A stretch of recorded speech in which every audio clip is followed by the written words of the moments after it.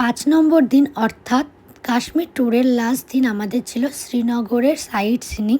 তো প্রথমেই আমরা গেছিলাম মুঘল গার্ডেন, যেটা নর্মাল লেগেছে, কিছু ফুল টুল ছিল। আর ওখান থেকে বেরিয়ে খেয়েছিলাম গোলা, যেটা খেতে আমার বেশ ভালোই লেগেছিল।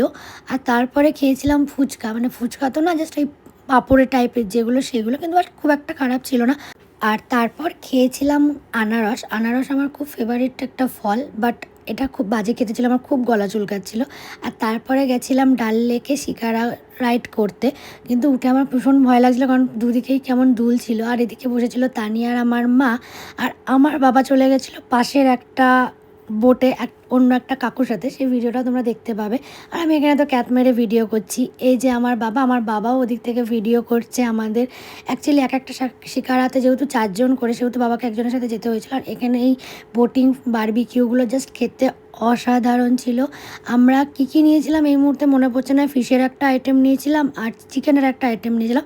মাটন খাওয়ার ইচ্ছা ছিল, কিন্তু বললো এখানে মাটন পাওয়া যায় না, মাটন নাকি খুব জমে যায়। যাই হোক, কিন্তু খেতে জাস্ট ওয়াও ছিল, মানে জাস্ট কিছু বলার নেই। আমার এক্সপ্রেশন দেখেই তোমরা বুঝতে পারবে, জাস্ট ওয়াও ছিল। মানে এরকম কাবাব আমি এর আগে কখনো সত্যি খাইনি। তো সত্যি কথা বলতে কাশ্মীরের এই স্ট্রিট ফুডগুলো সত্যি খুব ভালো। আর তারপরে এই ফ্লোটিং মার্কেটগুলো একটু ভিডিও করলাম। আর একটা মার্কেটে ঢুকেও ছিলাম, সেখান থেকে দুটো জিনিস কিনেছি, কিন্তু সেটা আর ভিডিও করা হয়নি।